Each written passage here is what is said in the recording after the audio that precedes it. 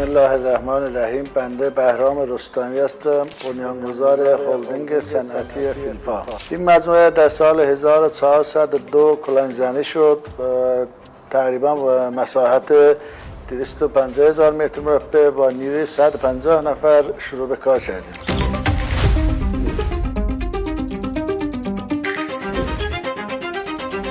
به نظر بنده برج برنده فیلپا تجربه 30 ساله بنده است و با تکنولوژی روز دنیا که اینجا را شروع کردیم موفق شدیم که به این زودی به نتیجه برسیم. بیشتر سوال میکنن که از من دلیل موفقیت و زود هنگام این فیلپا چی بوده؟ یعنی من میگم که زودم نیست، این زود هنگام به نتیجه رسیدنش باعثش اینه که من 30 سال تجربه این کار دارم و بچه‌های توانمندم دورم جمع شدن و از دستگاه ها و توانمندی های این دستگاه های جدید به‌روز اروپا هم استفاده کردیم که این باعث شده زودتر در از 1 سال به بهره برداری برسیم.